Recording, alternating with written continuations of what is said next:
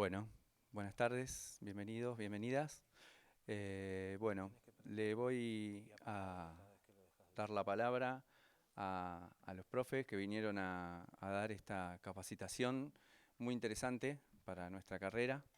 Tenemos a Gerardo Bacalini, que es el secretario general del Sindicato de Técnicos Escénicos, Sindicato Argentino de Técnicos Escénicos, SATE, y a Federico Bacalini, que es el secretario de Formación General también del sindicato, que bueno, dan estas capacitaciones, tengo entendido, en varios lugares del país, ¿verdad? Muy valioso el conocimiento que transmiten. Así que bueno, los voy a dejar con ellos y aquí están. Bueno, gracias Juan por la presentación.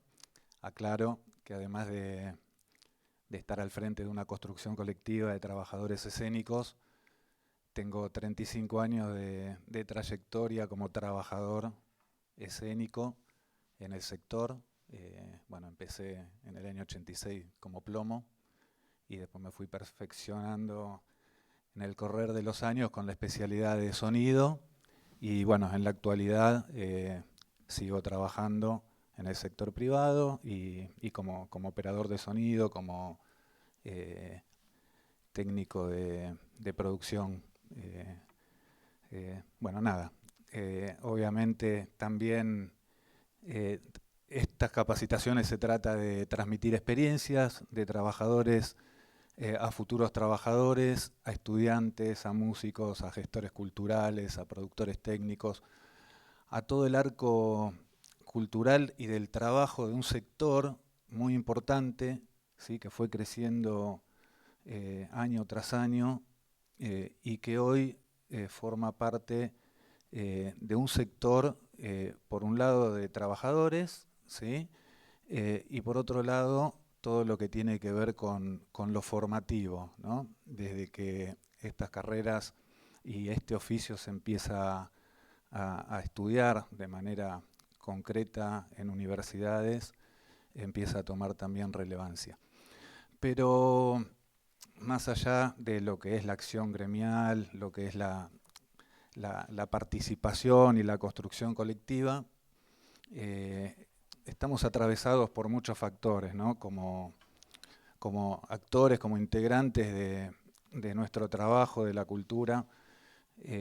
Y uno de los factores más importantes es la seguridad laboral.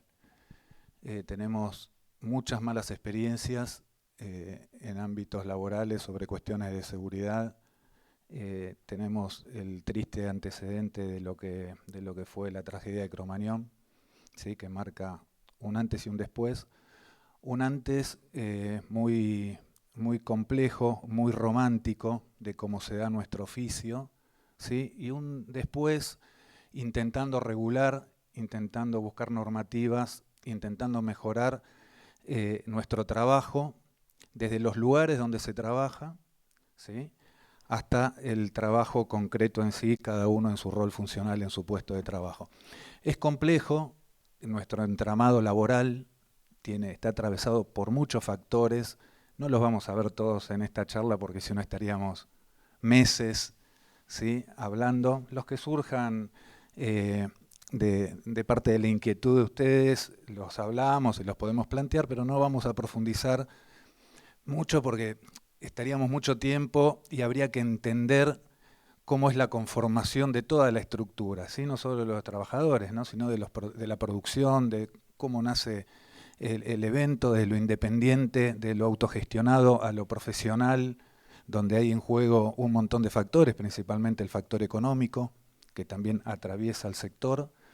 Pero nos vamos a centrar en una problemática que por parte del gremio decidimos abordarla, ¿sí? Como un tema importante, y también del lado político, ¿sí? La voluntad de asumir este tipo de problemáticas que nos sirven a todos, ¿no? Y nos lleva a lo cotidiano, a los riesgos que hoy tenemos, ¿sí? En el caso, acá veo que hay músicos o músiques a la hora de tocar, a la hora de subirse a un escenario, ¿sí?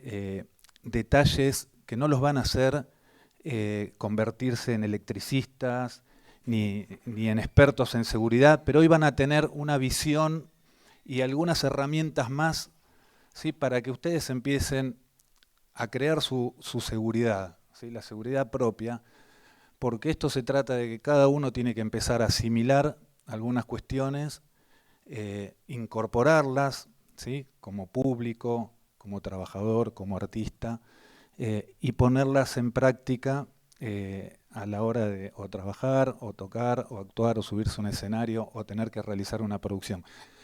Vi que hay músiques o músicas, ¿sí? A ver si pueden levantar la mano para identificar quiénes se dedican a la música. ¿Hay algún gestor cultural, algún productor, algún actor, más o menos? ¿Estás por ahí? ¿Producís, realizás trabajo de producción? Sí, dentro de todo sí. Participo en producciones también, pero no me dedico a la gestoría. Bien.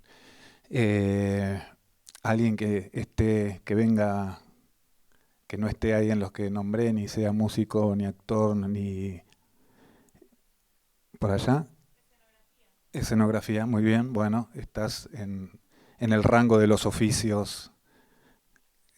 Bueno, iluminadora, especialidad en lo que es técnico escénico, la iluminación. Perfecto, bien.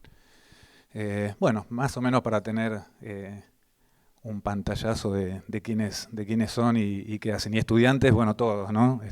Están todos estudiando. Así que bueno, nada. Nosotros del sindicato la parte formativa también la abordamos porque en los 80, como les decía, cuando yo empecé a trabajar, prácticamente esto no se estudiaba en ningún lugar, ¿sí? No había internet, no había redes sociales, había que remitirse a bibliografías que venían de afuera, que eran muy difíciles de conseguir, y el oficio se iba formando, transmitiendo los conocimientos de generación en generación. Yo ya tengo 55, mi generación es la segunda generación de formación de trabajadores, pero hoy en día con todas las herramientas que hay, con las carreras universitarias, con los lugares del sector privado para estudiar esto, es como que ya está más democratizado el acceso a la información como era en otras épocas.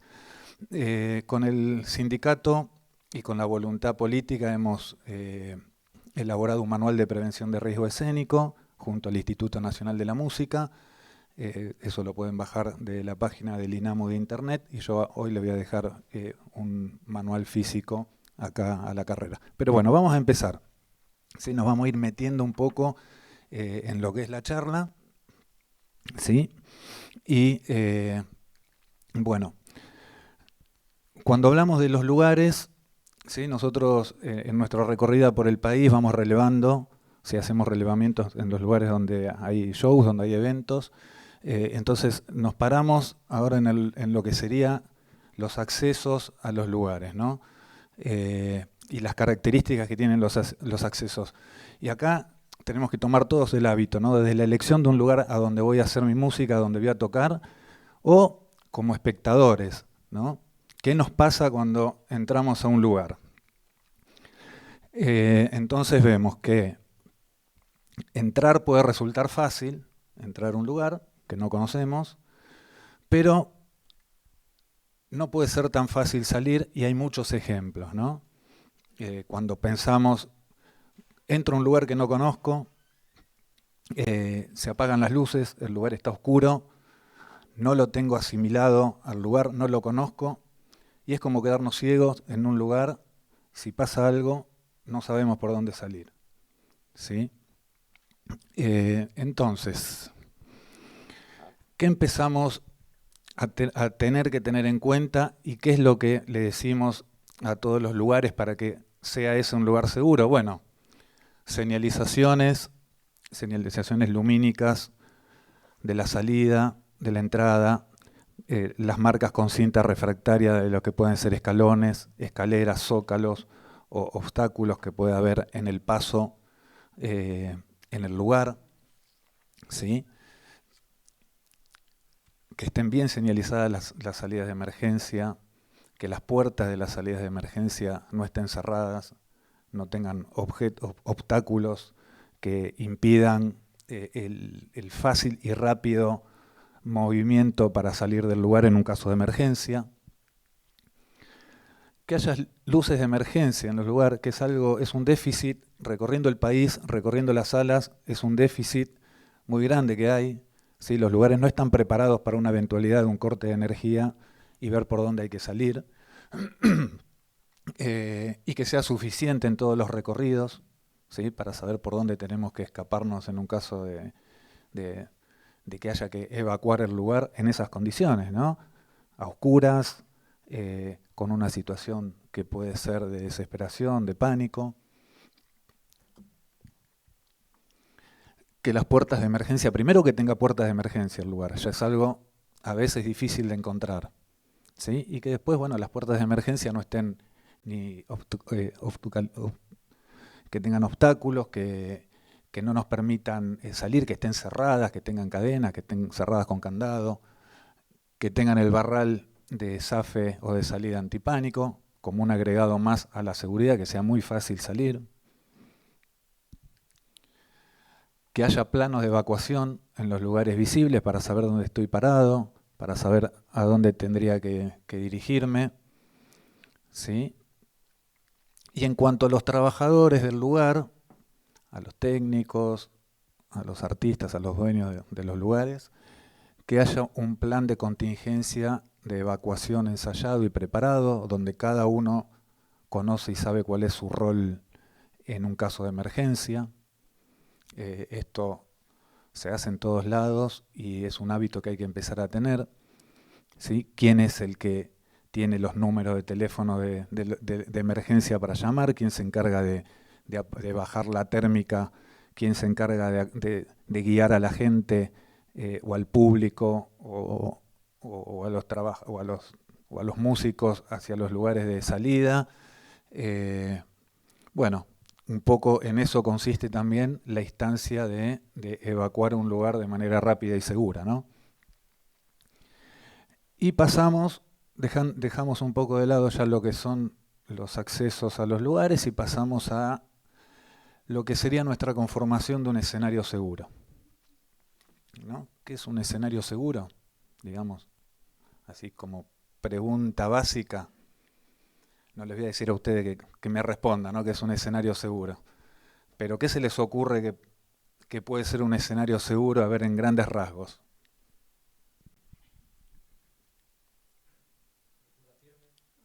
Una estructura firme. Muy bien. Ahora vamos a ver algunos. Bueno, eso ya... El tema cable ya pasa a la parte ya de montaje, ahora lo vamos a ver, pero bueno, vamos a focalizarnos un poco en lo que es el escenario, ¿sí? Y lo que es el espacio escénico.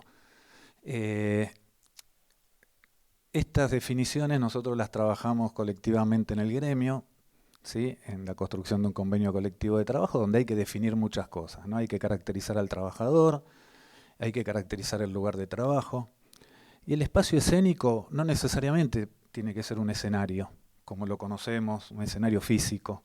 El espacio escénico puede ser una sala de ensayo, el espacio escénico puede ser un lugar donde interactúa el público, como el caso de lo que pueden ser los espectáculos de Fuerza Bruta, de La Guardia, del Circo Soleil, donde el mismo público con los actores forman parte de un espacio escénico, ¿sí? Puede ser un estudio de grabación, el espacio escénico.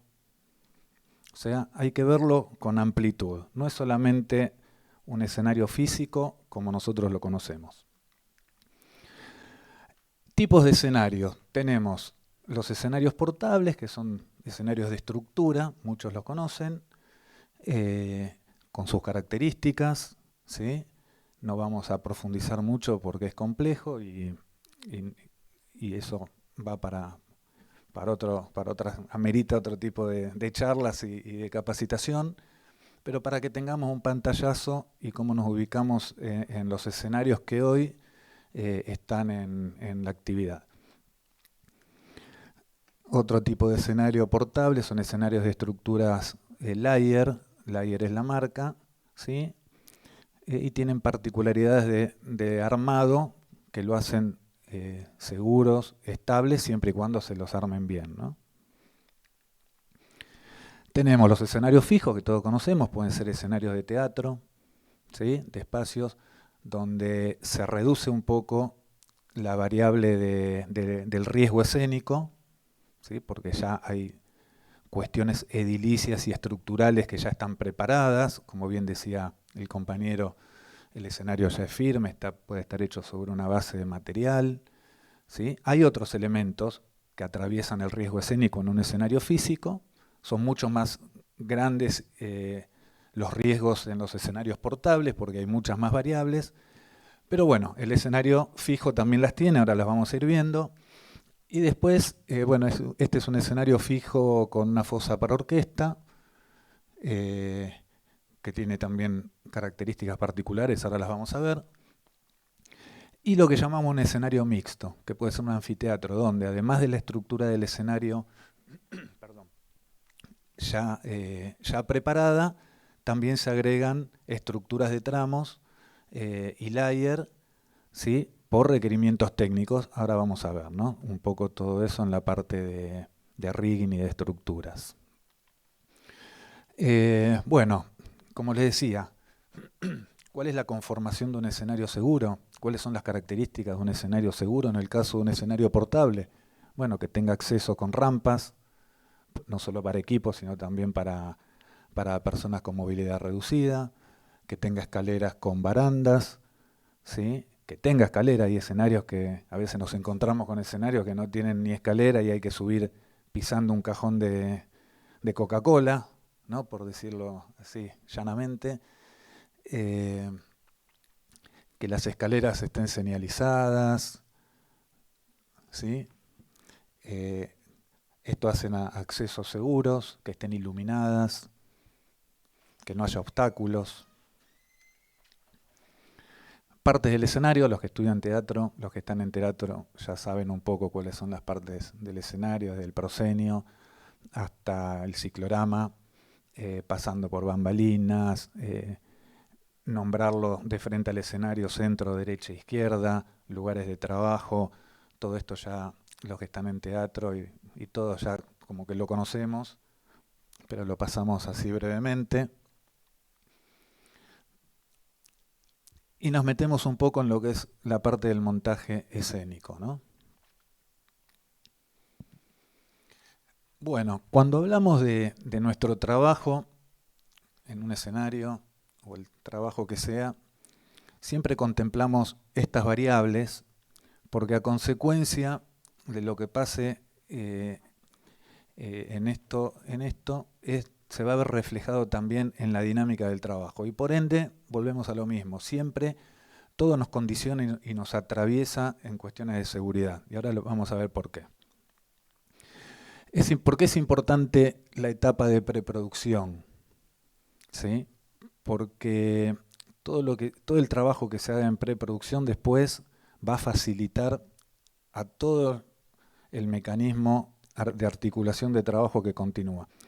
Ya sea un show pequeño, un show mediano o un show grande, por menos o por más variables siempre está atravesado y la seguridad es fundamental en este tipo de situaciones. Una buena preproducción hace que después el eslabón, a continuación todo lo que sigue, ¿sí? Funcione. Y eso, aunque no lo crean, y ahora vamos a ver algunos ejemplos, reduce mucho el riesgo escénico. Si una preproducción está mal hecha, lo más probable es que después se empiece a ver problemas, ¿sí? Y de esos problemas empiezan a surgir un montón de factores de riesgo que ahora los vamos a ir viendo. Bueno, la etapa de producción se realiza ya directamente sobre el trabajo en sí, ¿sí? En tiempo real. La preproducción tiene todo el trabajo previo, ¿sí? Y la producción ya se realiza sobre el trabajo en sí, sobre el momento del trabajo. Esperen a ver que se me rompió. Ahí va.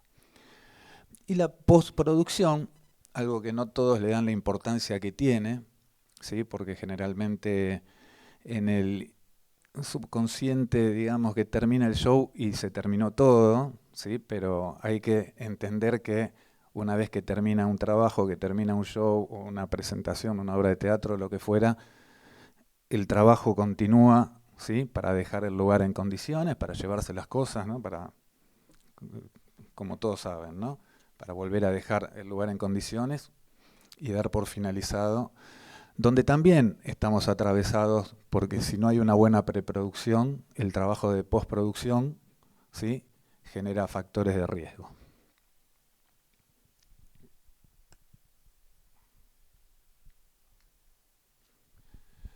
Y dentro de estas etapas, y esto ya es la interacción entre todos los actores de cada trabajo, tenemos como ejes fundamentales una buena organización, ¿sí? Y para esto es fundamental la comunicación, otro déficit que tenemos en nuestro sector, ¿no? ¿A qué nos referimos con la comunicación? A mí una vez me dijeron, haciendo un curso de producción, que lo más importante para empezar era vincular a la gente, ¿no? A todas las partes, a todos los servicios, a todos los que iban a trabajar, comunicarlos entre sí, ¿sí? Algo que no todos hacen, ¿no? No sé por qué, o por miedo a que la gente se hable, o por miedo a que se comparta la información que es necesaria para desarrollar el trabajo.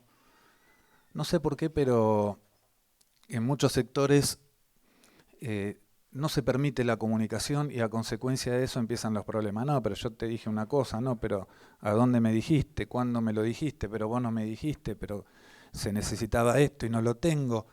No, empiezan a suceder, imagínense, ¿no? Ustedes, si les pasó o si tienen alguna experiencia, lo pueden comentar, pero pasan esas cosas, ¿no? La falta de comunicación lleva a los problemas y vuelve a ser una consecuencia de un riesgo escénico. Y la planificación del trabajo en sí, si no hay una buena planificación, es muy posible que muchas cosas que tienen que funcionar no funcionen, de lo más pequeño a lo más complejo.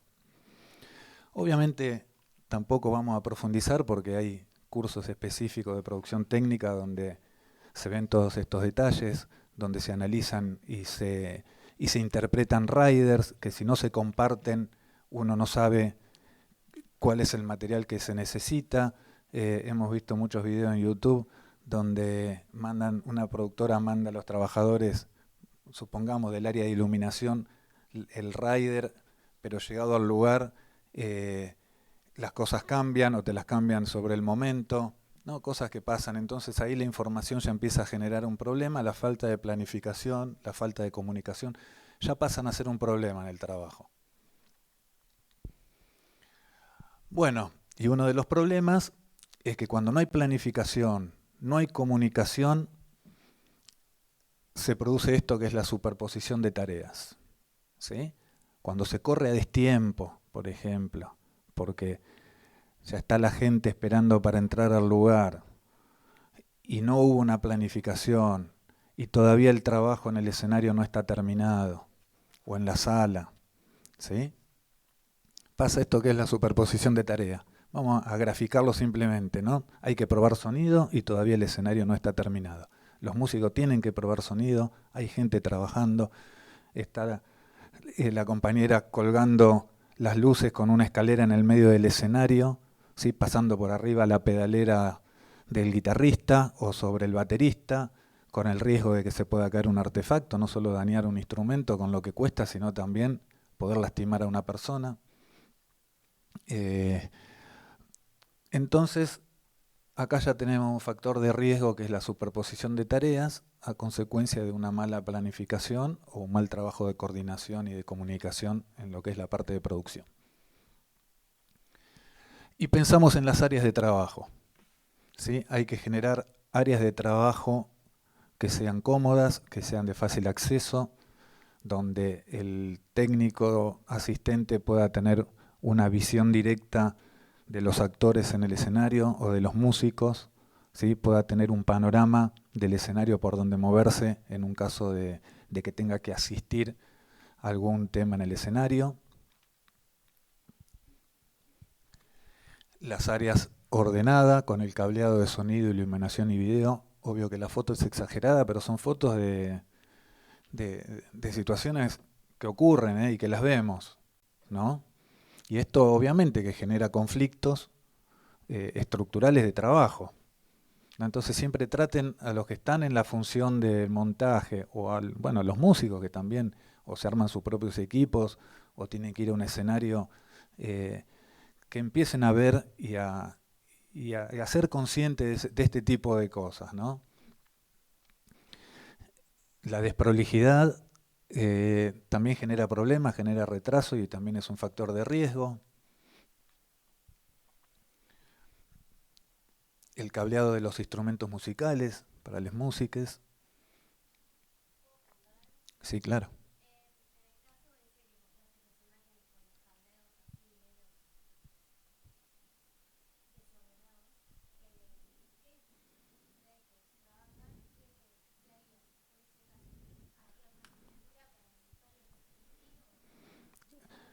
No, ahora te voy a mostrar.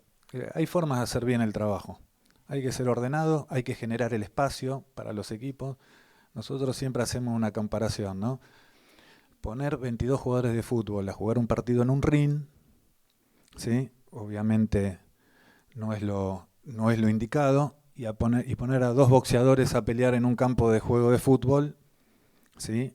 Les va a sobrar espacio y tampoco es lo que se hace. Entonces, si recién hablamos de generarse los lugares de trabajo en función al trabajo, en función a lo que se necesita técnicamente para una función, sea música, sea teatro, sea un evento, una conferencia, lo que sea, es un poco también conocer los equipamientos, que haya un buen trabajo de preproducción, que esté el recurso económico también, porque muchas veces pasa eso, y que esté la voluntad de los trabajadores, de los técnicos, de hacer las cosas prolijamente, y que el productor general o el artista, ¿sí? También se preocupe y fiscalice, ¿no? En qué condiciones están las cosas a su alrededor. Obvio que esto también hace al cuidado y a la preservación de los materiales y de los equipos, ¿no? No solamente el cuidado de las personas. Esto lo vimos. Bueno, y acá vemos, ¿sí?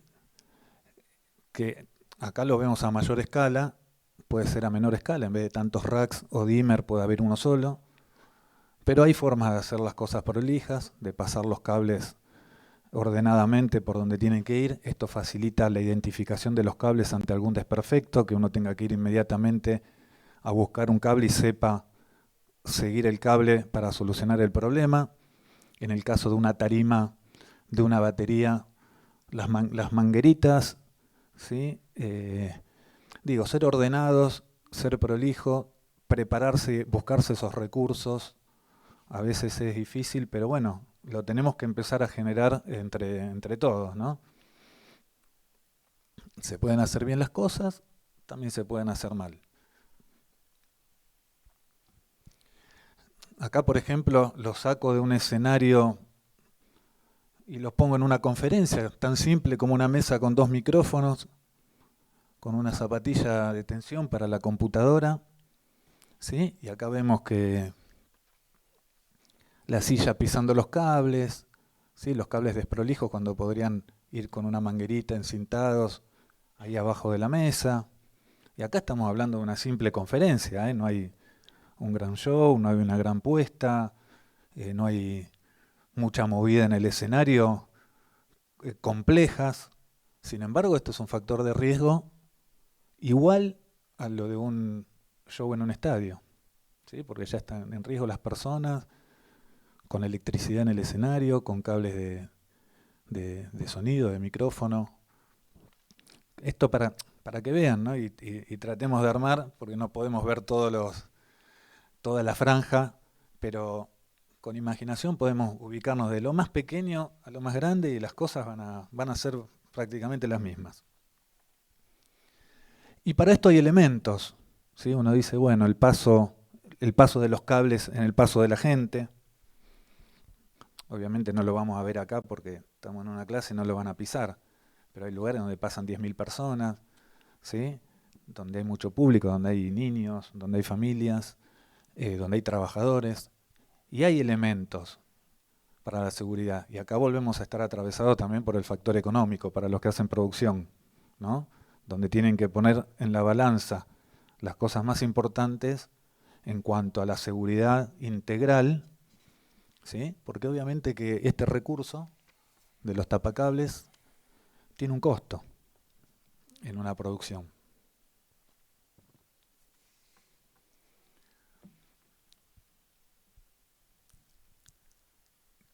Hay de todos tamaños, ¿sí?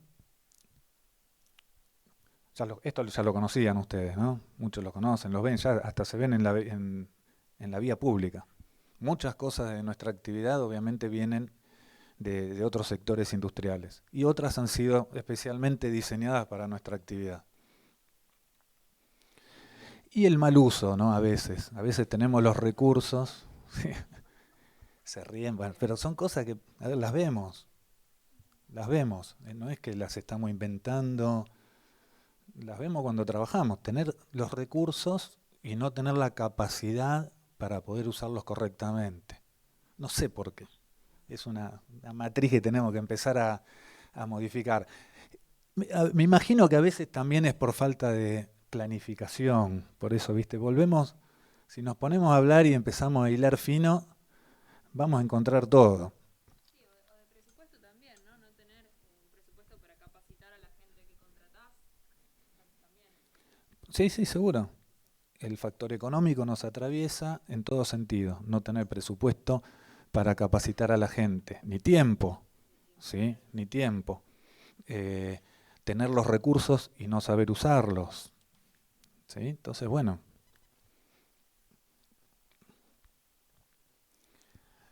¿Qué pasa en el escenario con la señalización? Algo muy importante. También es un déficit porque nos encontramos con escenarios que no están debidamente señalizados. Y no es una pavada esto, ¿eh? Murió un artista hace un par de años por un escenario que cumplía con todos los requisitos para que eso suceda, ¿sí? Este era uno de ellos. No saber a dónde está el fin del escenario. Imagínense, ustedes están parados en un escenario, tienen luces de frente que los encandilan, ¿sí? Miran para abajo, está todo apagado, están con la adrenalina del show. Esto en el caso, me pongo ahora en el caso de un artista, pero bien también puede ser un trabajador que tiene que ir a atender una pedalera, o el mismo músico que se corre porque está tocando en el momento de adrenalina del show, que pierde un poco la noción de dónde está, que no conoce el escenario o no hizo el debido reconocimiento al escenario, que por ahí no pudo ir a probar sonido y tomar dimensión de dónde está haciendo el show. El escenario no está marcado y bueno, es muy probable que no vea a dónde termina el escenario y se caiga. Hay un montón de casos de músicos que se han caído de escenarios, ¿sí? De trabajadores que se han caído de escenarios, de actores que se han caído de escenarios. Entonces, bueno, estas son cosas que tenemos que empezar a incorporar. Sí.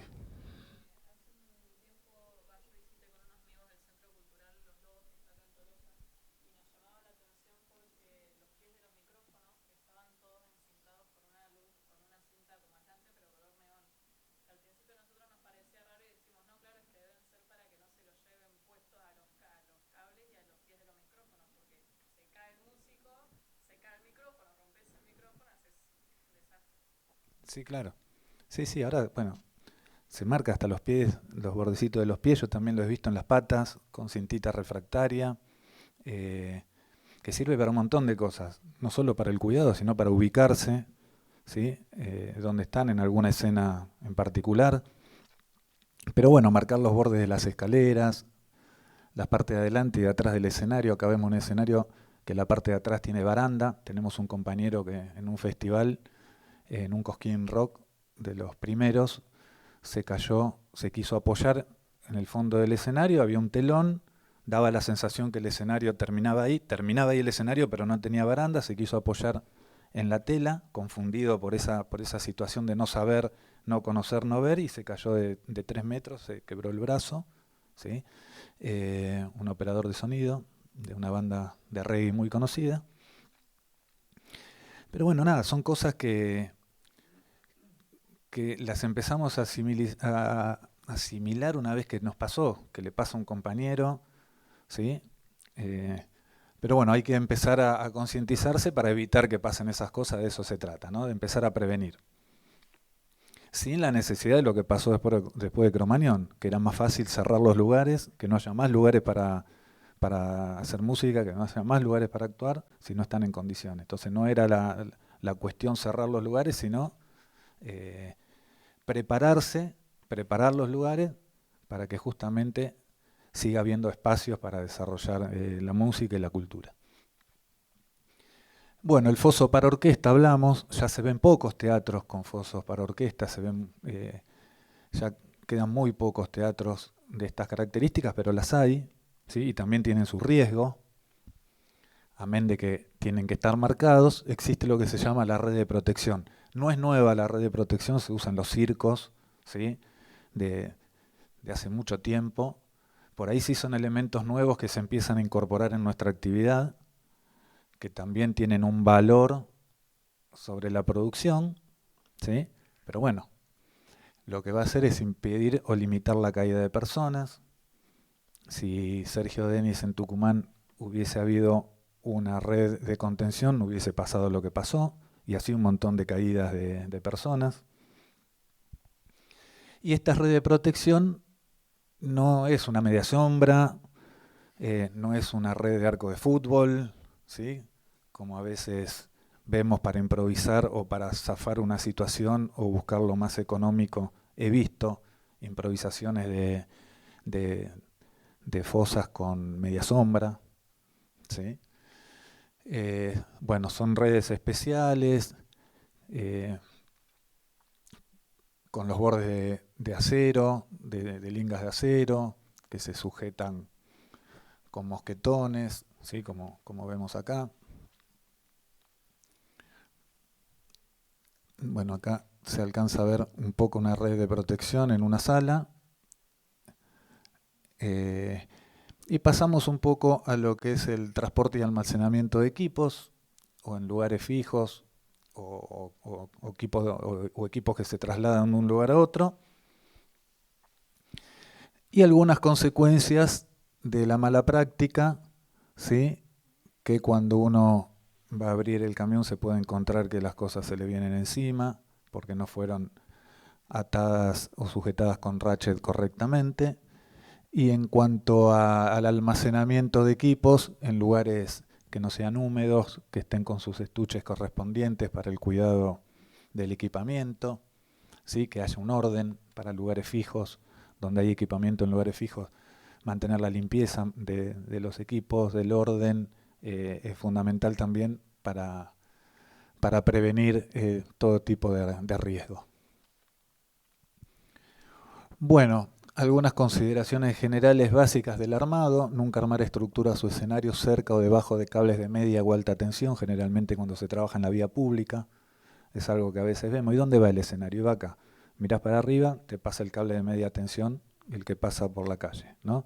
Y no, pero ahí no puede estar. Y bueno, pero ya se armó, mover una estructura de esa no es de minutos y pasa, lo vemos. No vamos a poner fotos, ¿sí? Pero nos mandan todo el tiempo situaciones, che, pero mirá dónde armaron el escenario, ¿sí? Con el consecuente riesgo de que se pueden producir arcos voltaicos y los trabajadores en riesgo, sobre todo los que arman las estructuras. Montar los equipos de escenario en lugares firmes, ¿sí?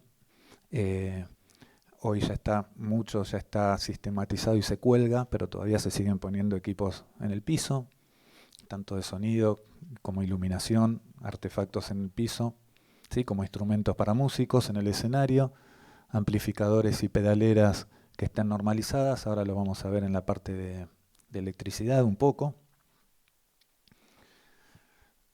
como consideraciones básicas y después vamos a ver las consideraciones generales en cuanto a factores de riesgo, ¿no? Ya después de la parte eléctrica. Y vamos a pasar ahora un poco al rigging. ¿Alguien sabe lo que es el rigging? Bueno, tan simple como eso. En los 80, cuando empecé a trabajar, esto no existía, ¿sí? Los equipos iban a piso, lo único que se colgaba era o sobre algún tramo o algunas torres, algunos artefactos lumínicos, y no había, ni siquiera había escenarios con techo de estructuras como los que vemos ahora. Era todo muy precario, muy romántico, y se trabajaba así, y los shows se hacían, como hoy. El rigging empieza a tomar relevancia porque en los 90 todo se empieza a colgar. Sonido, estructuras, luces, pantallas que en ese momento no eran de LED, pero eran pantallas de video que se ponían, todo se empieza a suspender, ¿sí? Pero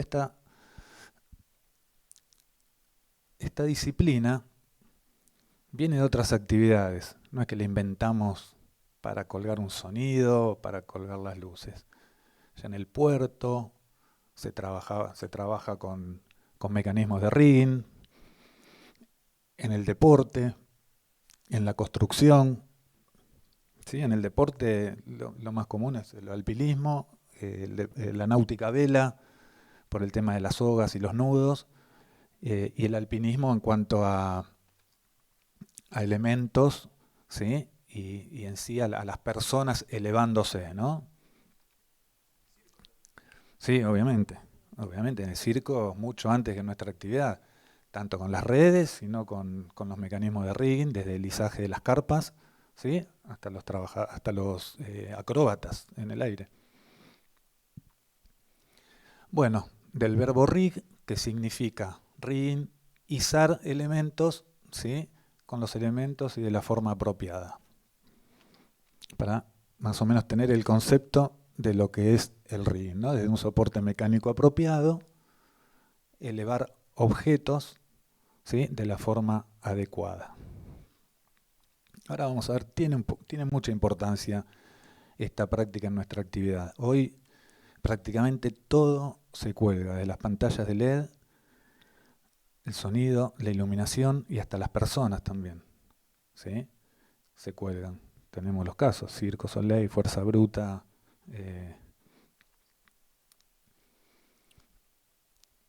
Bueno, es temporario y portable, ¿sí? También puede estar fijo, un sistema de rigging en una sala, pero generalmente en lo que es nuestra actividad es portable porque se arma según lo que se necesite colgar o suspender según cada momento o cada situación. Bueno, el uso para las tareas de rigging, el uso de los elementos personales de seguridad, ¿sí? Y esto viene desde el 2011 por una resolución de la Superintendencia de Riesgo del Trabajo, ¿sí? El uso de los elementos de protección personal, EPP, así se llaman, que son obligatorios, ¿sí? que tienen que ser provistos por el empleador, pero que generalmente, como nuestra actividad está desregulada, cada trabajador se compra sus elementos, tiene su casco, tiene su arnés, sobre todo los chicos que realizan tareas de rigging, tienen sus sogas, tienen sus arneses, sus mosquetones, tienen todos sus elementos de protección personal, que también son elementos homologados, ¿sí? y que tienen fecha de vencimiento, y que tienen un cuidado especial, ¿no? Todo ese tipo de elementos. Tienen que estar además, bueno, ya lo dije, certificados. No es que me pongo cualquier arnés o agarro cualquier soguita para colgar la ropa para subir algún elemento. Bueno, como les decía, el casco, que no es un casco común de cualquier obra en construcción que solemos ver, no es un casco de moto tampoco, ¿sí? Es un casco que no pesa más de 400 gramos, de policarbonato, que tiene una mentonera para cuando se trabaja en altura y se hacen movimientos no se caiga el casco. No es cualquier casco, ¿eh? Estamos hablando de un casco específico para trabajo en altura. El arnés integral, el uso de guantes, el uso de calzado apropiado y cómodo. Acá con el calzado no se tienen que confundir, no es el calzado de seguridad que se exige con punta de acero tipo borcego, no se puede realizar un trabajo en altura con ese calzado. El calzado que se usa va más acorde al deporte, al alpinismo, ¿sí? Que a lo que dice la ley de seguridad e higiene. Ahí tuvimos un intercambio una vez en el armado del G20 en Costa Salguero con la superintendencia, porque ningún rigger de los 20 que estábamos ahí teníamos los botines con punta de acero como dice la ley. Le tuvimos que explicar, hasta decirle, bueno, subí con este borcego a 15 metros de altura. Bueno, y por eso remarcamos el calzado apropiado y cómodo y lo dejamos abierto, ¿sí? A que algún día la superintendencia pueda regular este trabajo como corresponde, pero mientras tanto buscamos nosotros las regulaciones que sean apropiadas para los trabajadores.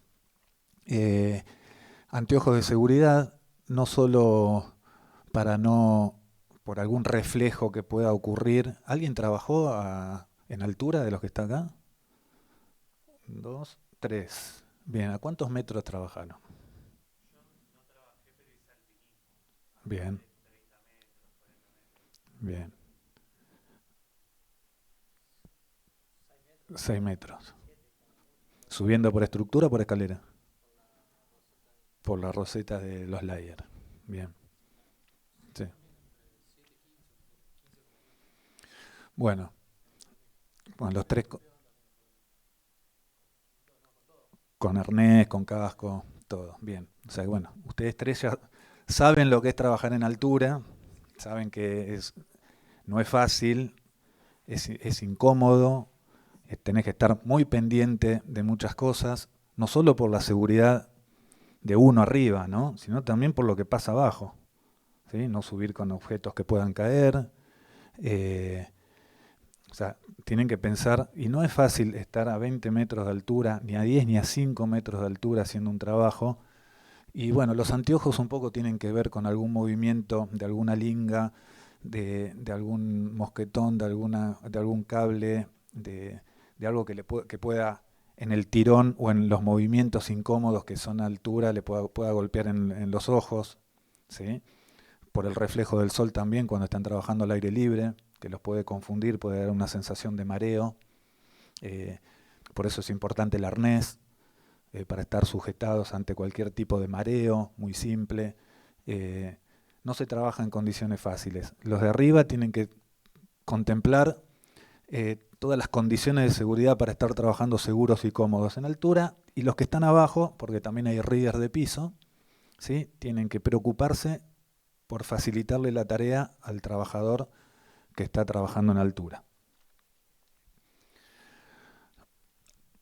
La línea de vida es una herramienta, ¿sí? Que se empieza a usar en los grandes recitales donde hay presupuesto, porque volvemos a estar atravesados por el factor económico a la hora de planificar estos trabajos.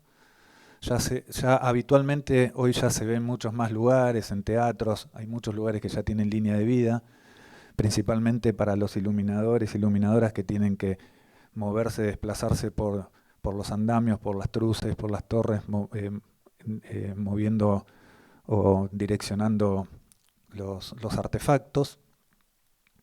Sí, y es una linga de acero que cruza de punta a punta en lo que sería el soporte del punto, ¿no? Bueno, ahora vamos a ver el hardware, ¿sí? Con los elementos que uno cuenta para realizar esta tarea, muy simple para que los tengan presentes, como pueden ser las poleas, los mosquetones, las sogas, ¿sí? Que son sogas especiales, son sogas de alpinismo, el Spancer, los grilletes y las eslingas de acero.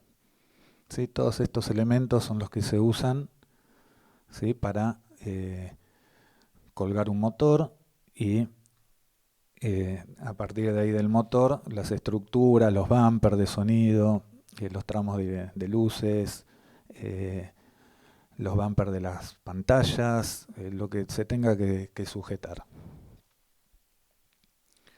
Bueno, como decía, el desarrollo básico demanda de 2 personas, uno que trabaja en altura y uno que está a ras del piso. El que está a ras del piso, como dije, se debe preocupar por la seguridad integral y facilitarle la labor al compañero o compañera que está trabajando en la altura. Y el que está en la altura tiene que estar muy pendiente de su seguridad, ¿sí?, y de la seguridad de los que están abajo, ¿no? Porque algo que haga mal se puede venir todo abajo. Bueno, como les decía, hoy en nuestra actividad, desde lo pequeño a lo grande, se cuelgan equipos de iluminación, de sonido, pantallas de LED, escenografías, personas.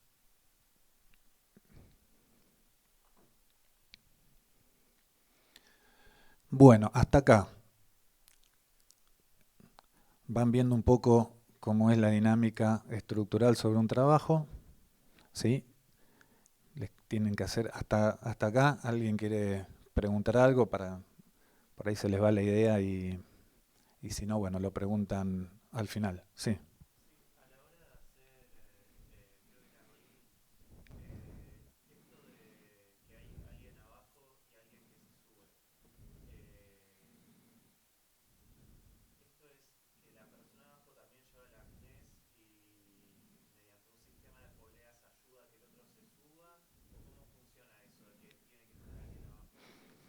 Sí, la persona que está abajo no necesariamente puede no tener el arnés, sí debe tener el casco. Como toda persona en los momentos de montaje tienen que estar con el casco, ¿sí? Porque un simple bulón que caiga de un techo que esté mal armado te parte la cabeza. Y colabora no solo uno, sino que entre varios, con la polea y las sogas, ¿sí?, elevan la pasteca del motor o el punto o la cadena, lo que se va a sujetar como punto, ¿no? Es lo que se llama el punto de rigging, ¿sí? Después de ahí eso irá a la estructura o a lo que se quiera colgar. Se habla de un mínimo de una persona abajo, pero cuando tienen que subir una cadena con una soga y una polea se necesitan por lo menos 2 o 3 personas más, ¿sí?, por la fuerza que implica estar subiendo una cadena 10, 15 o 20 o hasta 25 metros de altura, ¿no?, con la pasteca, que es el gancho de la cadena. O sea, en lo lógico se habla de un rigger de piso, pero tiene que haber más trabajadores involucrados para esa tarea. Y el elemento de protección básico es el casco en un montaje. Una vez que ya está todo sujetado, ya está todo asegurado, porque, a ver, sería ilógico que estén los músicos tocando en un show con casco, ¿no? No solo es antiestético, sino que ya no va, ya para cuando están los músicos tocando en el escenario, ya todo lo que está colgado, lo estructural, ya tiene que estar resuelto, asegurado, recontra asegurado, y no puede fallar nada. En los momentos de montaje y desmontaje no puede haber nadie que esté sin casco en un trabajo de esas dimensiones, ¿no? Obviamente en una sala chiquita donde prácticamente no hay estructura, no hay ring, no. Pero ya en nivel de trabajos medios a grandes donde está el factor rigging involucrado, es obligatorio el uso del casco, básicamente. Después, bueno, si uno se va a subir, aunque sea 4 metros de altura, tiene que subir con un arnés y ver la forma de agarrarse de algún lugar. Una caída de 2 o 3 metros de altura ya puede ser mortal, ¿sí? O sea que no necesariamente tenemos que irnos a 20 metros de altura para caernos y matarnos. Bueno, ahora le doy la palabra a Federico para la parte eléctrica. Yo después vuelvo ahí para el final para los factores generales de riesgo. Federico, aparte de ser secretario de formación laboral del gremio, también es trabajador con más de 30 años de experiencia. y es docente en formación laboral en provincia de Buenos Aires. Bueno, te doy la palabra, Fede, y después seguimos.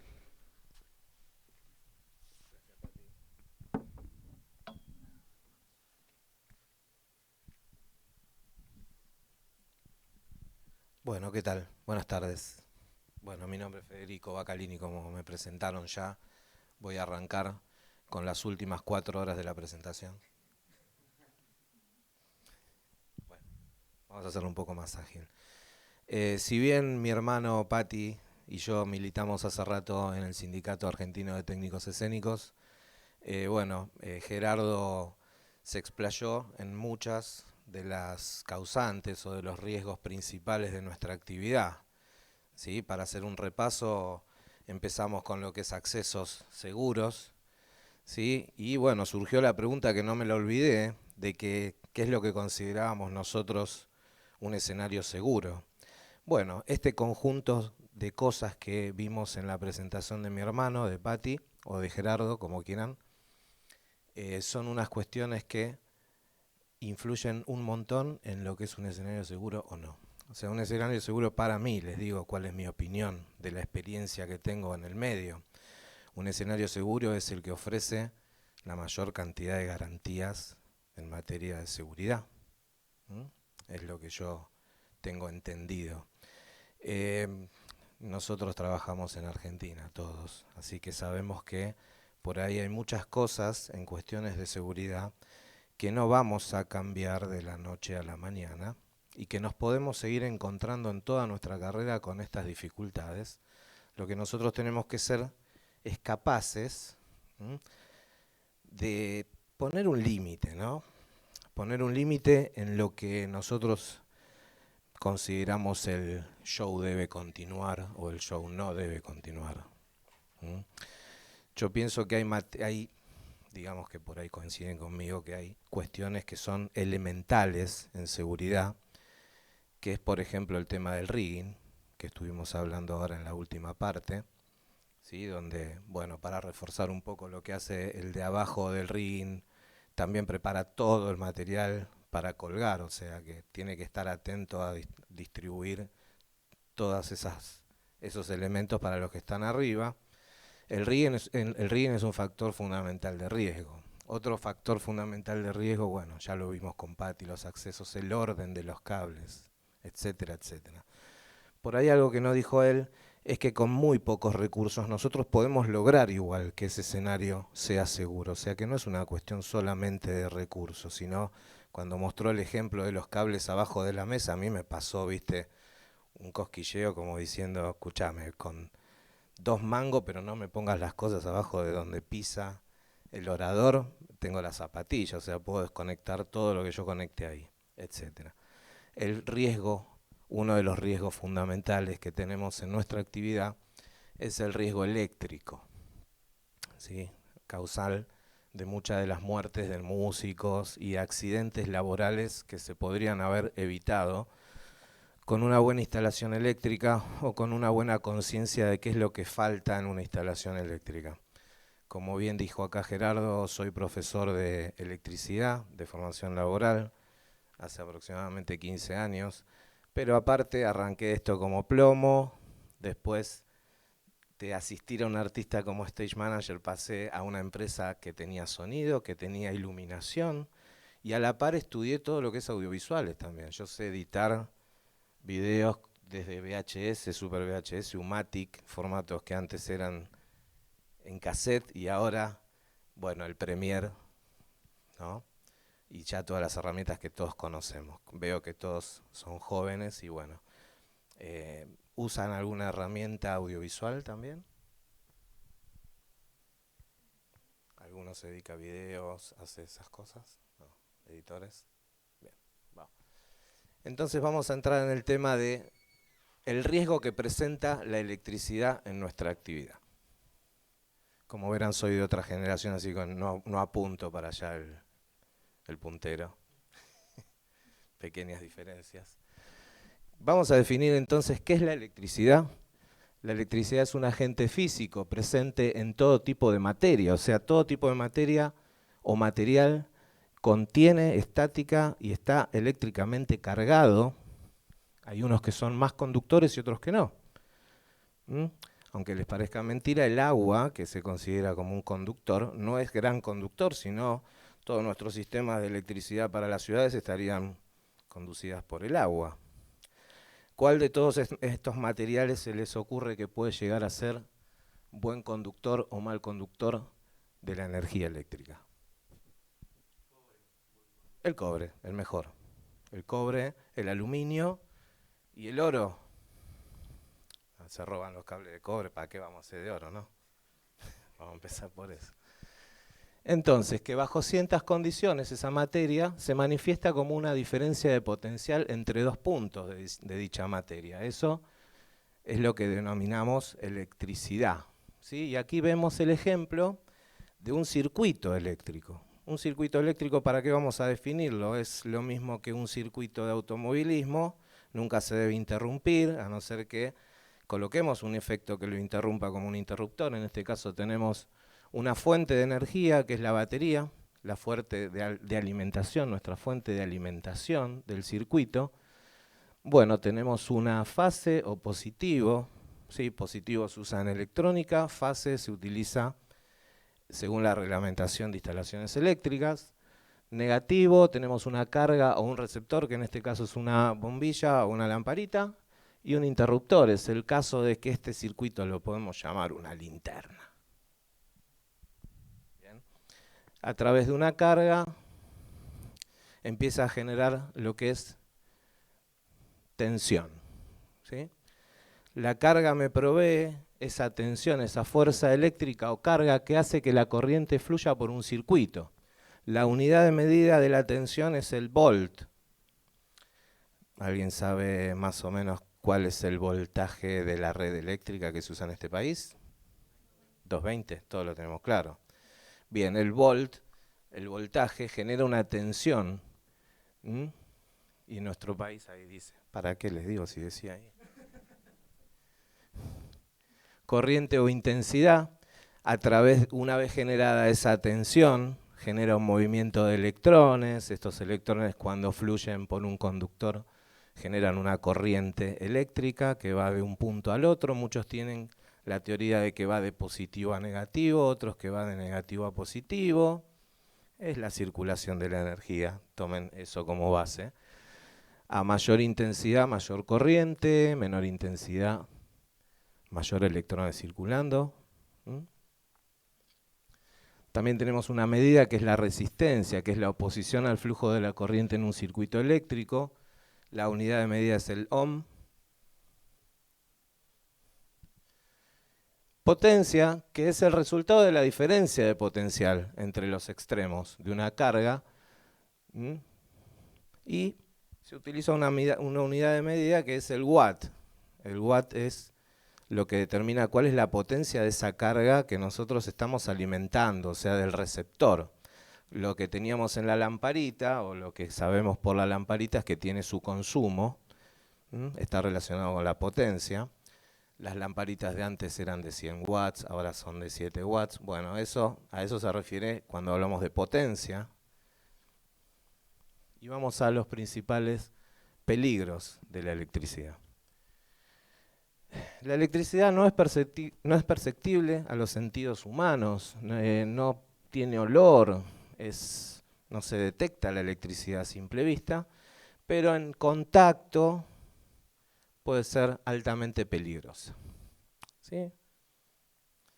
Al tacto puede ser mortal si no se está debidamente aislado. El cuerpo humano actúa como un circuito entre dos puntos de diferente potencial, o sea que la energía va a atravesar nuestro cuerpo.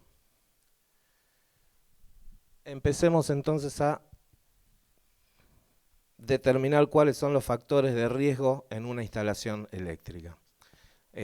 Todos de chiquitos conocemos qué es un cortocircuito, ¿no? ¿Se los tengo que explicar o alguno? Si juntamos lo que es el positivo y el negativo, la fase con el neutro, se produce una falla, ¿sí?, que pone en riesgo la instalación y los materiales, ya sea por sobrecarga también, o cortocircuito. El cortocircuito es que se junten los dos cables. La sobrecarga es cuando hay demasiados receptores, o sea, demasiadas lamparitas, y la potencia es sumamente elevada, más de la que soporta el circuito. Entonces hay una sobrecarga en el circuito, o sea, tengo un circuito preparado para cierta cantidad de watts y me excedo de esos watts. Estoy generando una sobrecarga. ¿Se acuerdan cuando se incendió un departamento porque había un cargador de un monopatín hace un tiempo atrás? Bueno, todos accidentes eléctricos. La carga del monopatín fue porque se enchufó, aparte de las celdas de energía que pueden explotar, etcétera, etcétera, fue también el mal uso de una zapatilla en la cual se recargó el circuito. Para este tipo de fallas o para proteger nuestros circuitos y nuestra instalación, tanto en electricidad domiciliaria como en electricidad en oficinas, locales, etcétera, etcétera, también en eventos, para proteger el circuito de sobrecarga, ¿sí?, o cortocircuito o sobrecarga, utilizamos este dispositivo de protección que es reglamentario y obligatorio en todo tablero para cada circuito, el interruptor termomagnético, o conocido como térmica. Es un dispositivo que detecta sobrecarga y cortocircuito tanto por temperatura como de manera magnética. O sea, tiene un disparo magnético y un disparo por temperatura. El disparo magnético es para cuando se produce el cortocircuito, y sobrecarga genera efecto Joule, y bueno, lo detecta y corta el sector térmico o magnético. Es una doble protección. ¿Se acuerdan algunos? Son todos jóvenes, yo les vi los documentos. ¿Se acuerdan que las casas tenían tapones antes? ¿Alguno vio eso? Todavía debe haber. Bueno, los tapones o fusibles, ¿sí?, son los encargados de cortar en caso de cortocircuito. Se te quemaba un tapón un domingo a la tarde, tenías que ir corriendo a buscar, y si no encontrabas, ¿qué hacías? Lo suplantabas con un cablecito de cobre que hacía de manera de resistencia, que no era garantizado que con la tensión necesaria iba a cortar, entonces el tapón volaba. Bueno, por cuestiones de comodidad surgió este nuevo y moderno artefacto que permite, cuando tengo un defecto, salta la térmica, tanto por cortocircuito o por sobrecarga. ¿Y qué pasa cuando esta termomagnética corta? Yo reparo la falla que tengo en el circuito y tengo posibilidades de volver a rearmar ese dispositivo de protección a través de una maniobra manual y volver a subir la palanquita y volver a restablecer el servicio. O sea, es muy práctico, no tengo que ir a comprar los tapones, ni jugarme la vida descalzo frente a un tablero. En instalaciones eléctricas se utiliza una térmica por cada circuito, ¿sí? Puede haber circuitos de toma corrientes o circuitos de iluminación. Los que más se usan para los eventos son los tomacorrientes porque nos abastecen directamente de energía para nuestros equipos. Ese circuito debería tener su protección termomagnética como corresponde. Y aparte de la térmica para cada circuito, nuestra instalación eléctrica tiene que tener una térmica más que se utiliza como llave de corte general, que por lo general está en el pilar de las casas, no más de 2 metros del medidor. Hay casas que tienen una sola térmica para toda la instalación. No se preocupen, estas son reglamentaciones a partir del 2006, así que son modernas, y nos generan un campo de acción a los electricistas para trabajar, por eso son muy demandados los cursos de electricidad también. Y ya les digo, irreemplazable por inteligencia artificial por ahora. La térmica debe ser debidamente elegida de acuerdo a la carga que tenga el circuito, y la general siempre tiene que ser mayor a la de los circuitos para tener selectividad. Los límites de las térmicas se miden en amperes. El ampere es la medida de la intensidad. ¿Se acuerdan cuando vimos intensidad eléctrica, que era la circulación de los electrones? Bueno, cuando llega al límite de ese amperaje, corta. Y después tenemos este otro problemita, que es el problema de la electrocución, ¿sí? Electrocución es, nos quedamos pegados, vamos a hablar mal y pronto. Hay dos tipos de electrocuciones, ¿sí? El contacto directo, o sea, yo de chiquito metiendo los dedos en el enchufe, o el contacto indirecto, es que a través de algo que yo toco, recibo una descarga.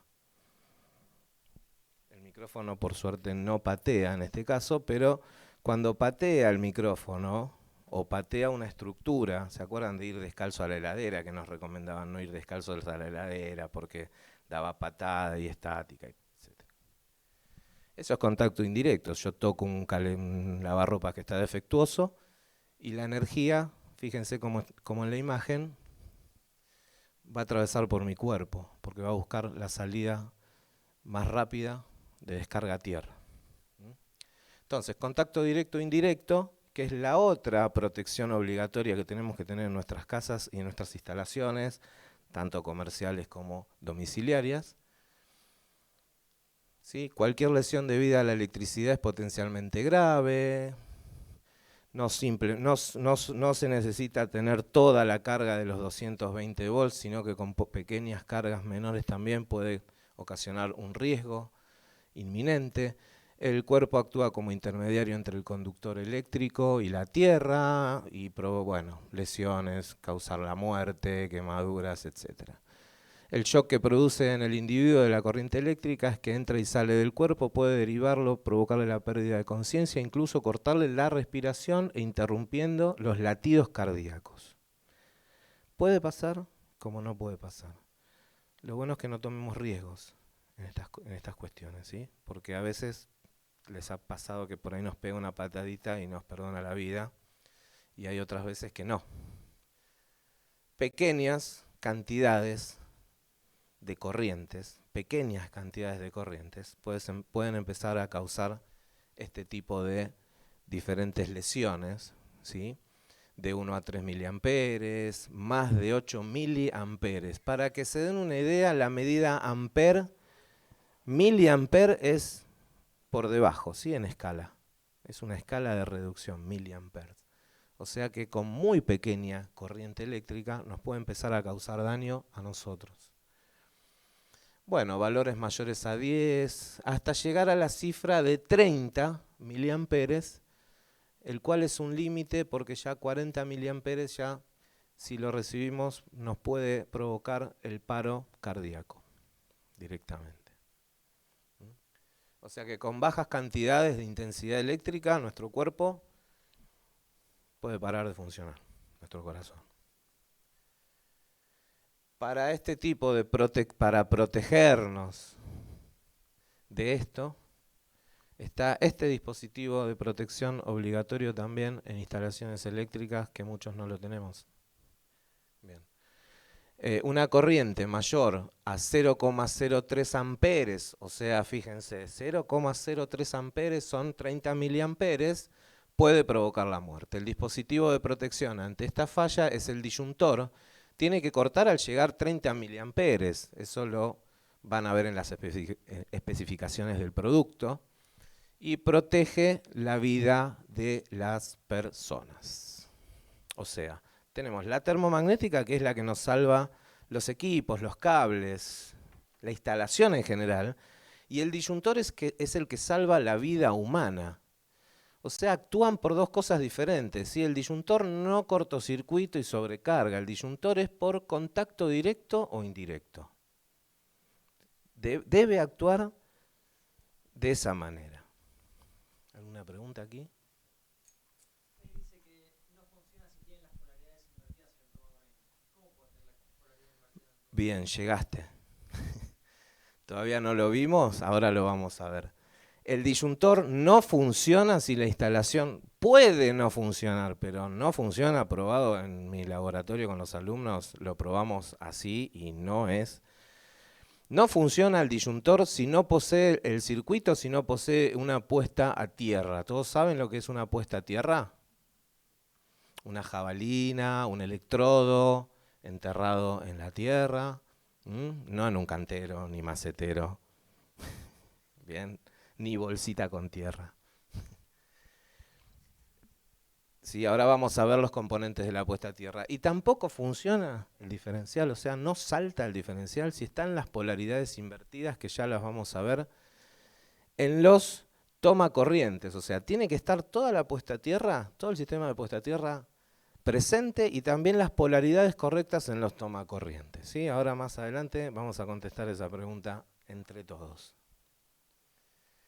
Entonces, los componentes de la puesta a tierra o del circuito de puesta a tierra, que es un circuito independiente de protección de nuestra instalación eléctrica, debe contar con una jabalina enterrada en la tierra, un tomacable, que lo vemos ahí, por el cual, bueno, el cable se pone del otro lado, no del lado del tornillo, porque del lado del tornillo, si lo apretamos, podemos romper los pelitos que tienen los cables. No puede faltarle ningún pelito o hebra al cable, no se puede cortar. Entonces se pone del otro lado del tomacable, que tiene un tornillo, que lo ajusta a la jabalina o electrodo. Un cable que vincula la jabalina con la bornera de puesta a tierra, que es una bornera de distribución que se ponen en los tableros. ¿Sí? No es que la tierra se pone así tipo un árbol, se juntan 20 millones de cables de tierra y se hace un gran árbol de tierra, todo con cinta. No, a través de una bornera se tiene que hacer la conexión a tierra. ¿Por qué? Porque de la bornera también va vinculada la puesta a tierra en todos los circuitos. Tiene que recorrer la puesta a tierra todos los circuitos de la instalación eléctrica. ¿Faltan cosas? Parece que los dos pusimos mal la bornera de la puesta a tierra y apretamos los cables. Ahí va, lo pusieron del lado del tornillo, al tomacable. Bueno, una lijadita cada 6 meses es muy bueno en la jabalina porque esto está en contacto con humedad. Entonces el tomacable muchas veces cada un año lo tenés que cambiar. No es nada caro, ¿sí? Pero con un cepillo de alambre lo pulimos bien cada año y hace contacto espectacularmente. En la bornera va conectado el conductor o el cable que viene de la jabalina y de ahí salen los diferentes cables que recorren los circuitos. ¿Sí? El famoso cable verde-amarillo que tiene que estar presente como tercer pata, ahora lo vamos a ver, en todos los tomacorrientes. Entonces, si yo no tengo todos estos elementos de la puesta a tierra y aparte está la polaridad invertida, no me olvidé, ahí va. Aparte de todo esto no funciona el disyuntor, no salta. Probado por el laboratorio, tengo herramientas que lo comprueban. Bueno, acá tenemos la bornera de puesta a tierra en el tablero, fíjense qué prolijidad. Y ahí ves lo que decíamos recién, de la bornera sale para cada circuito también un conductor de puesta a tierra que tiene que ser de la misma sección o mayor que el neutro de cada circuito. Si el cable es 2,5, la tierra tiene que ser 2,5 más. Si el cable es 4, la tierra tiene que ser 4 o más.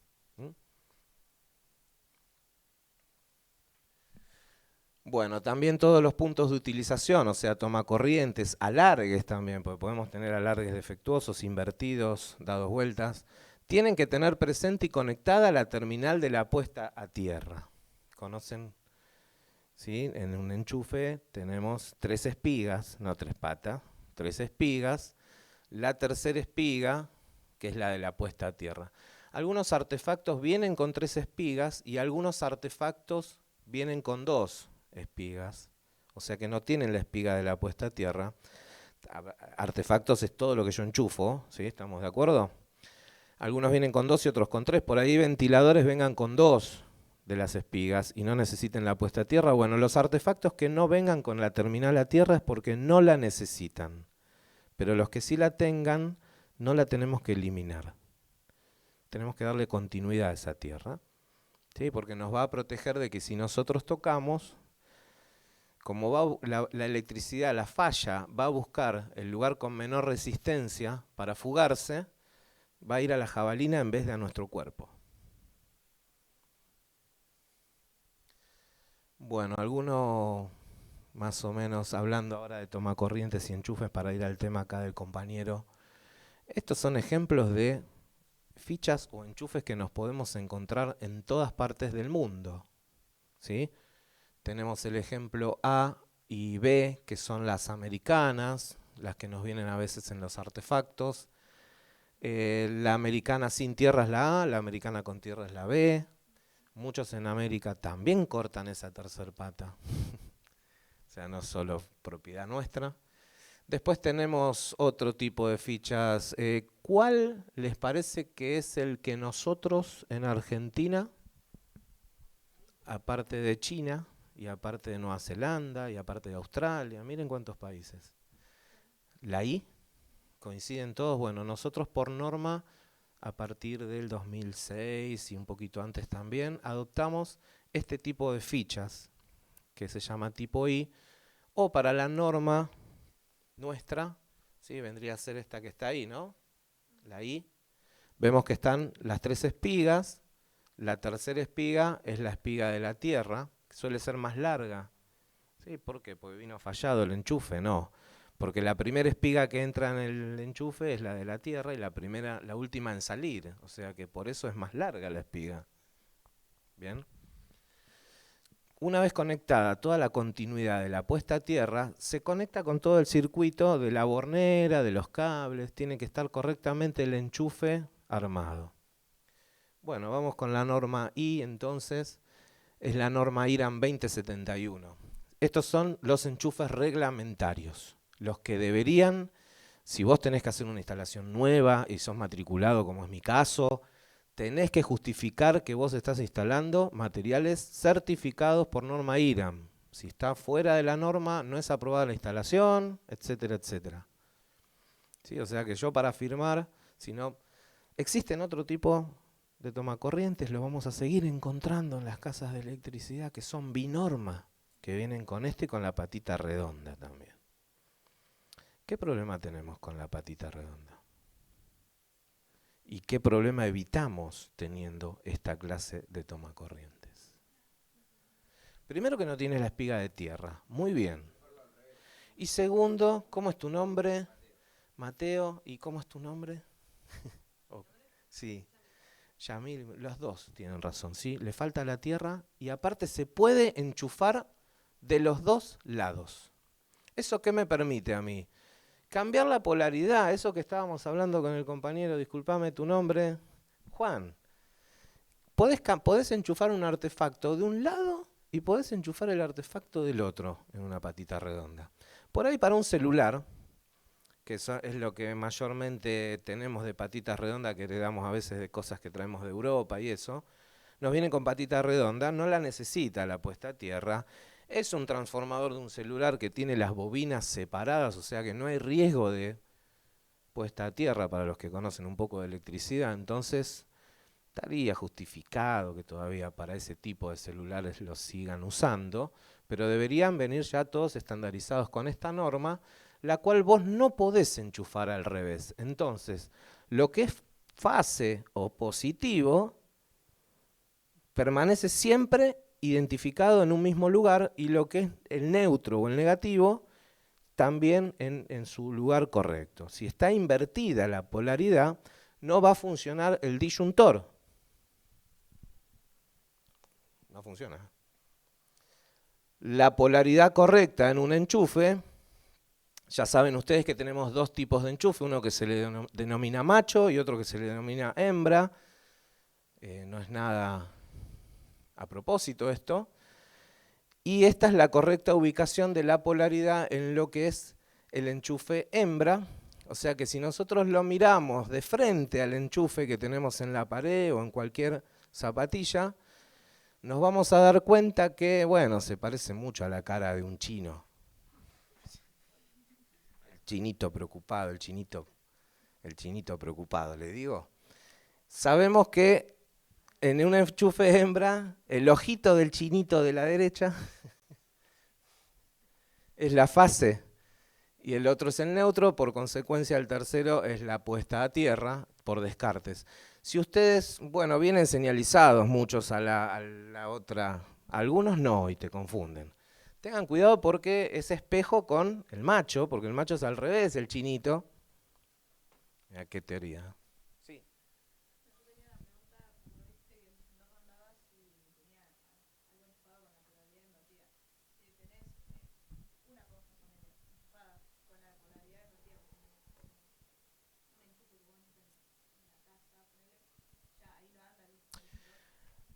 no anda si se produce una falla en ese artefacto con derivación a tierra y vos vas y tocas. Ahí está, vamos a ampliar todo. Cuando está cambiada la fase por el neutro, es polaridad invertida. ¿Sí, Juan?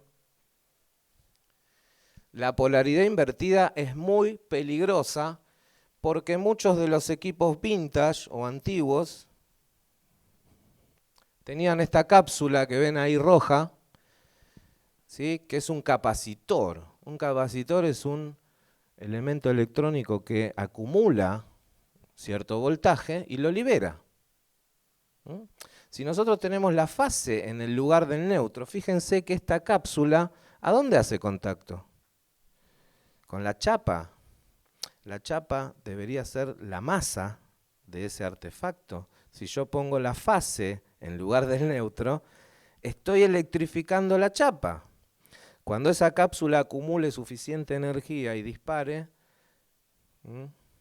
eso pasa a través del plug que usamos para la guitarra, eso pasa a las cuerdas, al puente de micrófono, y es el famoso acorde de la muerte.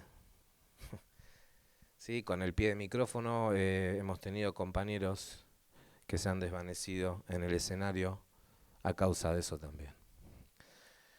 Bueno, los equipos vintage, la recomendación es que sean actualizados, ¿sí?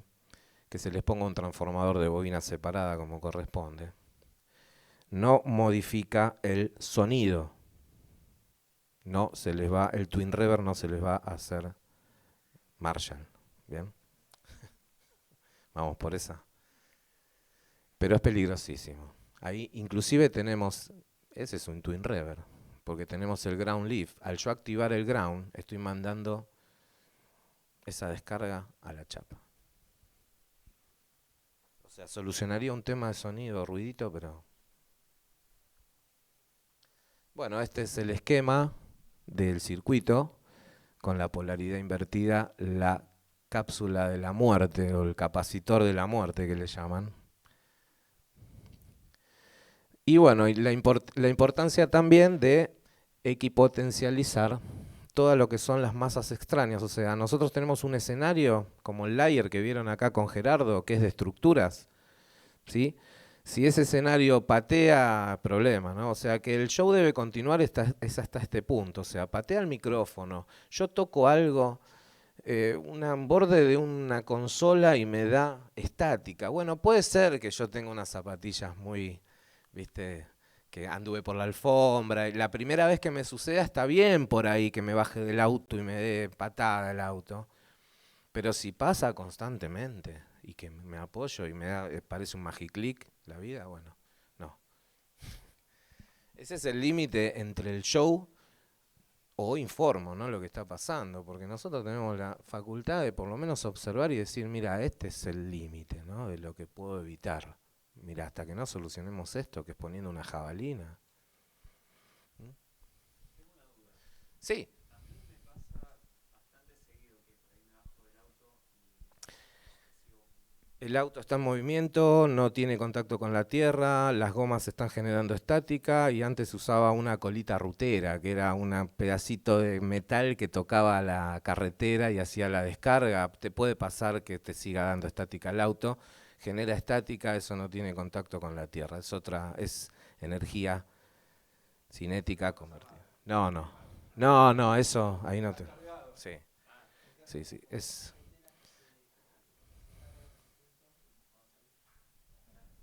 Sí, si frotás mucho los pies en una alfombra, cuando te toca trabajar, ¿sabes cuándo sucedía en los hoteles que te toca trabajar tipo Sheraton o lo que sea?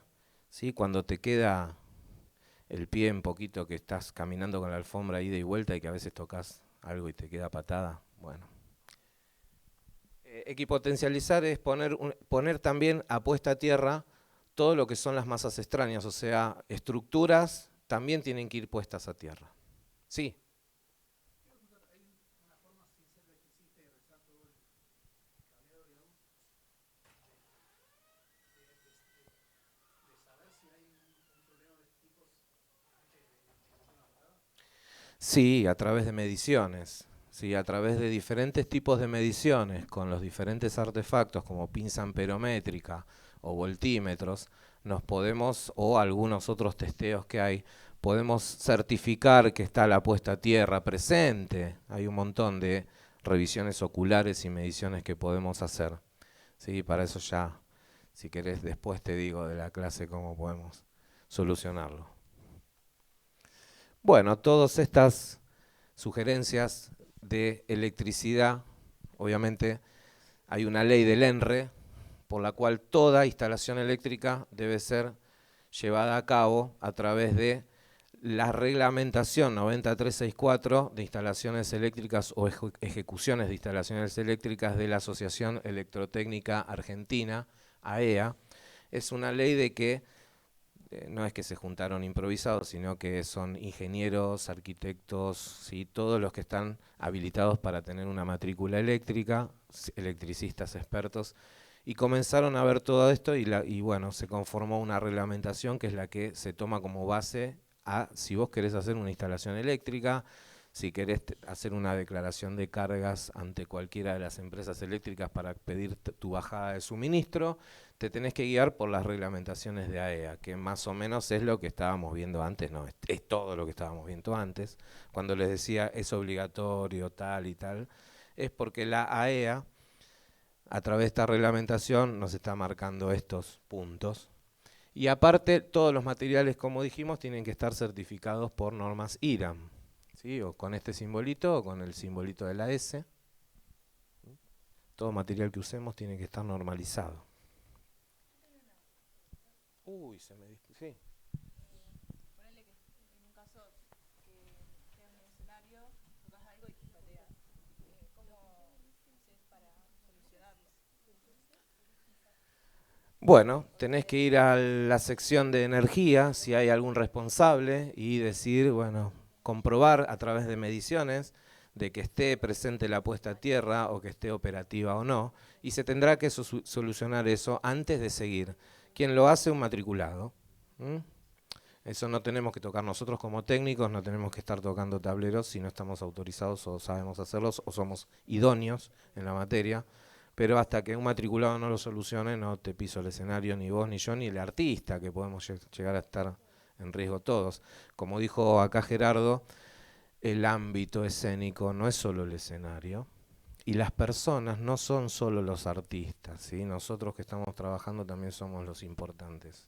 No, y el público también, pero ustedes hoy ya saben, perdón Fede, te hago un break, ustedes ya saben, o al menos con lo simple, ¿no? Llegan a un lugar donde tienen que actuar o tienen que tocar o tienen que hacer una presentación, pregunten dónde está el tablero y al menos ya pueden visualizar si tiene térmica, si tiene disyuntor, ¿sí? Y al menos ustedes ya saben, porque lo que pasa muchas veces es eso, van a un lugar, enchufan y no saben si está la puesta a tierra, si está la jabalina, si está el interruptor diferencial, si está el disyuntor. Y muchas veces, por otras cuestiones, y ha pasado, un músico se murió, se quedó electrocutado en Moreno porque saltaba la heladera, ¿sí?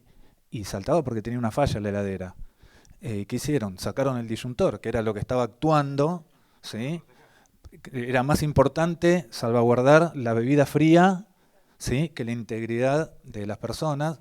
Puentearon el disyuntor, claro, solucionaron el problema, pero un músico se quedó electrocutado y murió en el show tocando. Entonces, al menos ustedes se llevan, no van a ser electricistas seguramente, ni tienen por qué serlo, porque o son técnicos o artistas, pero ustedes ya saben que con esas premisas empiezan a prevenir los posibles riesgos, ¿no? Como otros factores que hay, que nos queda tiempo, pero rápidamente... Déjame un segundito. Paso, sí.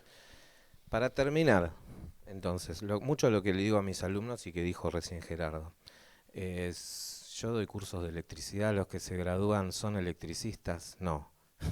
Yo les digo, ustedes no son electricistas, por más que el título lo diga, ustedes vinieron acá para adquirir más conocimientos y ser idóneos en electricidad, eso lo da la trayectoria, etcétera, etcétera, ¿sí? Pero bueno, para los que no sean electricistas, el consejo, si tienen una agrupación o una banda, también es generar un tablero propio, ¿sí? Llevarse su disyuntor. Después ven dónde generan la puesta a tierra, en la pampa húmeda, clavas un clavo y tenés conductividad, o sea, no ese es el problema. ¿Mm? Está bien. Tener un tester, una pinza amperométrica que te mida la polaridad. Es más, hay una fichita que después les muestro afuera, una fichita que te chequea si los enchufes están dados vuelta. Y tiene un botoncito con una descarga a tierra, ¿sí? Bueno, 2 últimas filminas. ¿Este es un escenario seguro? Son cosas que se me filtraron. Fíjense cómo está puesto el primer escenario. Inclusive está la potencia ahí para que la opere cualquier chico. Hermoso. No, bueno. Estas se me filtraron. Pará, ya termino. No, porque mirá, no está usando... O sea, está en el último peldaño de la escalera, que es el de plástico, que es el que menos... Y se está agarrando el tramo, o sea que su seguridad es esto. ¿Sí? Si a vos te da una descarga eléctrica, te quedás agarrado porque no estás tocando así, estás tocando. Sí, se cae cuando apagan, cuando van a cortar la térmica. Si no, se queda pegado ahí, porque el movimiento del músculo contrae. ¿Sí? Debería tocar de esta forma, Sí, ¿no? Para que se pueda despegar solo. Pero si queda así, lo tenés que ir a despegar con una madera o patearlo, como era antes, ¿no? Te pegaban una patada para sacarte los tapones de tu casa. inclusive el músico abajo, casi que le pisa la gorra al músico. Bueno, los otros son unos amigos que le dijeron vengan, que es el mejor escenario de... Vengan a tocar. Son 10 escenarios en el festival y a ustedes les tocó el 12. Sí. No es un escenario, sí, es un gazebo. No tiene ni siquiera elementos de protección. Bueno, peligro es agregar estructuras que no pertenecen al escenario y pretender que el músico ahí, voy a tocar el solo, necesito, viste, la pedalera. Y me caí. O sea, activo la distorsión y me vengo abajo con todo. Sí, claro, en todos lados, es lo que hablamos. Estos problemas los vamos a seguir viendo, pero los vamos a empezar a observar con un ojo más crítico. Perdón, una cosita, yo me tengo que retirar de golpe, Sí. pero somos sonidistas también acá. Yo también soy sonidista, las chicas. Si no hay... La recomendación es no laburar en lugares así. Porque el que va preso es el sonidista. ¿Qué herramienta tenemos? El que va preso es el sonidista. En Córdoba pasó que... En Córdoba, muy bien. En Córdoba, en un teatro, el dueño del teatro no fue en cana y los 2 sonistas están en cana Están porque imputados. están imputados. Son solidariamente responsables. No, Claro, acá y entramos, somos responsables, pero porque aceptamos laburar en lugares así que nos tenemos que retirar. acá entramos en el gris de nuestra actividad y podemos estar 10 días hablando, ¿no? Porque yo te digo, está perfecto, vos no trabajás, pero va a venir otro y va a trabajar. Y vos trabajás porque necesitas, lamentablemente, llevar el dinero a tu casa. O sea, entramos en grises, que es el primer factor de riesgo de nuestra actividad, que no está regulada. La capacitación es la primera respuesta, ¿sí? Capacitarse. No, después pasás a un plano legal, porque, como bien dijo, ante un accidente son todos solidariamente responsables, pero entras en un tema legal. ¿Sí? Que es la salida siempre va por lo legal, lamentablemente, ¿sí? Donde se demuestra que obviamente a veces por necesidad trabajamos en malas condiciones y lo tenemos que hacer porque no nos queda otra. Muy pocos tienen la posibilidad de decir, no, yo esto no lo hago y me voy a mi casa. ¿Por qué? Tienen espalda para determinados trabajos, pero entramos en una complejidad que habla de una actividad que no está regulada, ¿sí? De un oficio nuevo, ¿sí? Relativamente nuevo, de las nuevas tecnologías, y hay que realizar, y el sindicato lo que hace es realizar un trabajo de base, de concientización, de organización colectiva, para poder crear normativas específicas para nuestra actividad. ¿Saben lo que...? ¿Cómo? ¿Comisión de qué tipo? Siempre, todo el tiempo hay comisiones de trabajo.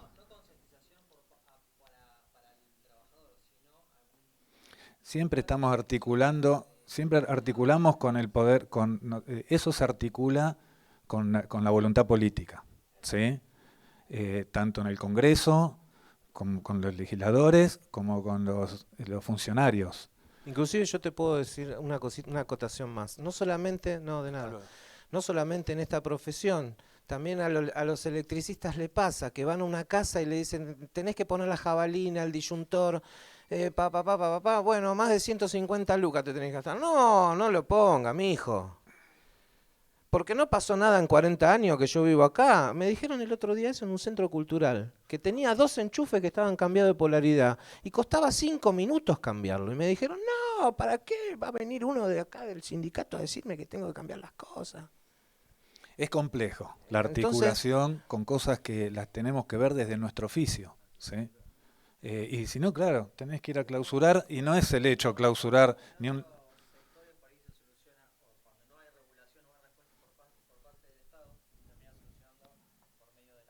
Claro, sí. Sí, eso también genera contradicciones, porque la gente necesita laburar, te pones a la gente, lamentablemente digo, porque deberíamos tomar conciencia, ¿no?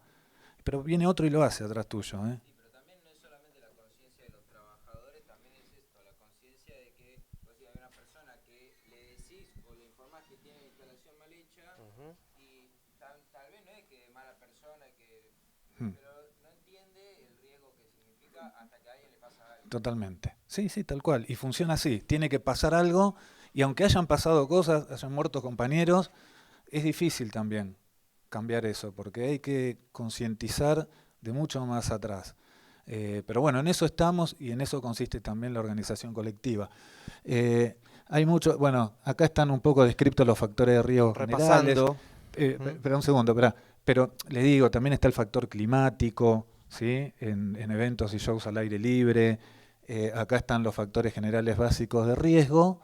Pero bueno, nada, podemos estar hablando mucho más de hoy y yo le agradezco un poco a Juan y a todos ustedes siempre la importancia de generar estos espacios, ¿no?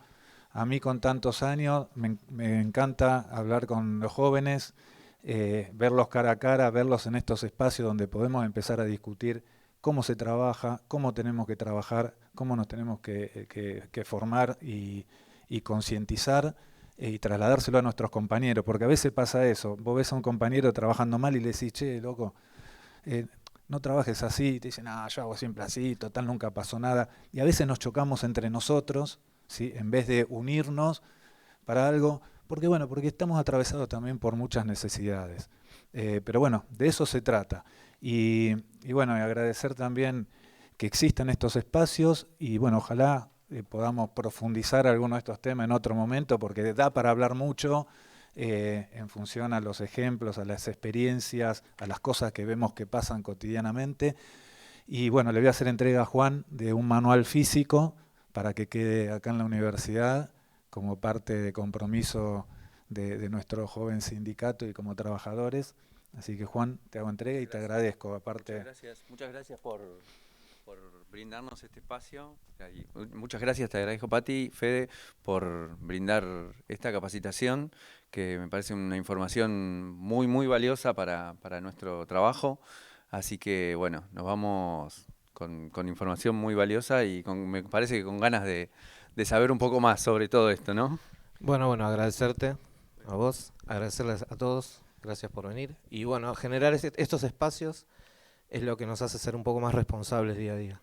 Yo creo que viene por ahí. Tienen el sindicato o el gremio, aunque se llame sindicato, pero tenemos una matriz muy diferente a los sindicatos tradicionales, de hecho somos dirigentes y trabajadores y gratis, pero tienen el gremio a disposición para sumarse, para cualquier duda que tengan. La página web ahora le estamos haciendo unas reformas, pero sate.ar, ¿sí? En los próximos días ya van a poder encontrar información ahí del gremio, cómo acercarse a la construcción colectiva y ser parte.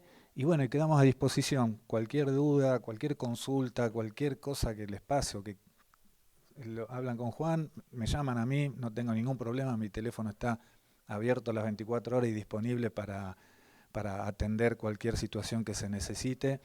Así que bueno, nada, gracias y la verdad los felicito también por estudiar en una universidad pública, es súper importante. Esto en mi época no existía. Así que felicitaciones y bueno, gracias a todos y a todas y a todos.